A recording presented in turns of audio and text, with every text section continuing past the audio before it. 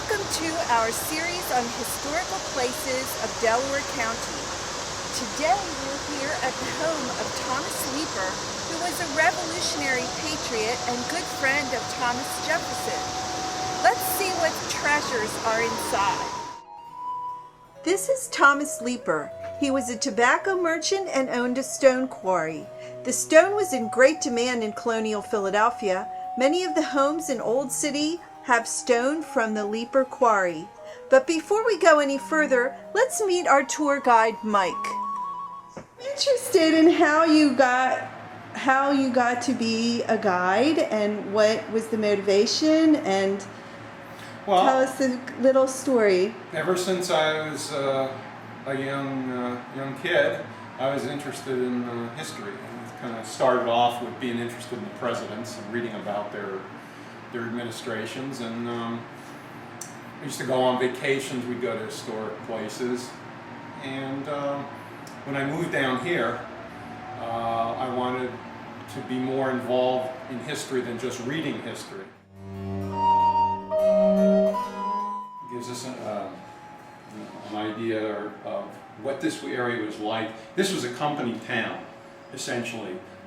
Because of the business operations that Mr. Leiper had here, there were families who lived here, of the workers and their families lived in this area. Now, in terms of buildings, there's really nothing left other than the house itself.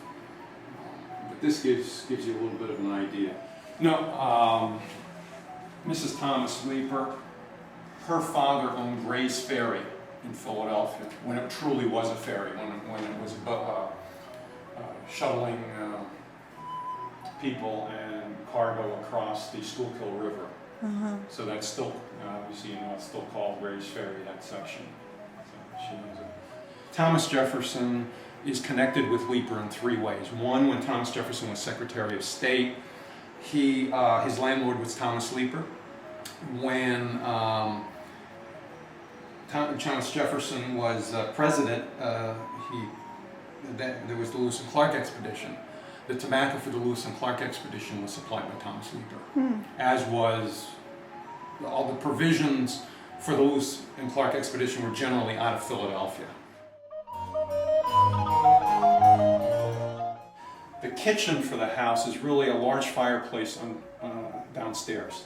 The food would be brought up on this dumbwaiter over here, and it would be, this fireplace would be operational, and they would use this fireplace to keep the food warm until Mrs. Leiper was ready to have it served, at which point the servants would serve dinner to the guests.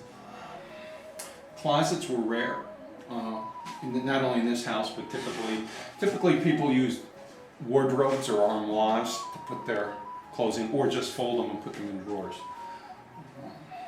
Sometimes some people had less clothes, even fairly well-to-do. Shoes were more like boots, I guess, than shoes the way we know shoes.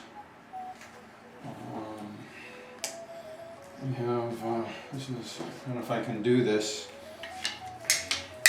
Oh yeah, alright, I got it the first time. Usually. The iPads of the day. There we go. It's called Jacob's Ladder.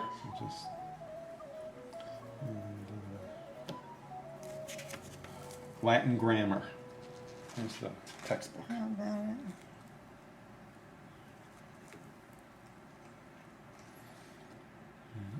And students did draw funny pictures in their textbooks. Person. But Here Mike shows us a secretary desk with a hidden compartment for valuables.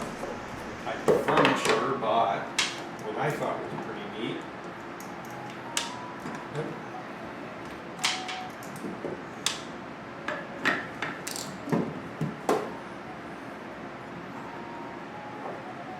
Is you kind of see it here when we take this out. I know the lighting's probably not too good. No, I have it. There are drawers that come out. So the drawers sit back here, so it's a false back. So you can hide papers, important papers, money, etc. It's kind of like a safe in a way.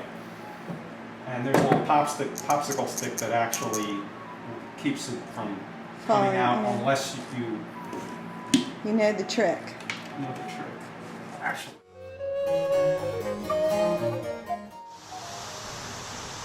One of America's first private banks is here on the estate. The Leiper employees came here on payday. Mike explains. He has the mills grinding tobacco, and he has the stone quarries going. There's quite a workforce out here, and they have to be paid. And Mr. Leiper lives in Philadelphia, and he does his banking in Philadelphia. So the payroll has to come up from Philadelphia, and it stayed here until it was time to pay the workers. And it would be, I think, maybe a half day's horse ride from Philadelphia up here. So it was not, back in those days, it was not an easy trip like it is today, where you just jump in the car. Mike explains the building's design. On the inside, the only time I've seen these kind of windows are on forts, which when you figure that this was holding money, it was basically a fortification. And when we get inside, the windows are narrow on the outside, so if somebody's shooting, they provide a very narrow target. But the windows flare out on the inside. They're wider on the inside so that you can have more maneuverability and a wider angle of fire when you're shooting from the inside. As I toured the Leiper House, I thought about what life would have been like here some 220 years ago. When Thomas Leiper died here in 1825, his obituary said, "Few men ever lived a more patriotic, useful, and honorable life than he." One more thing, this beautiful estate and the history it holds was scheduled for demolition when I-476 was constructed. Through the efforts of Historic Delaware County, Inc. and Nether Providence Township, the expressway was rerouted and the historic house was saved.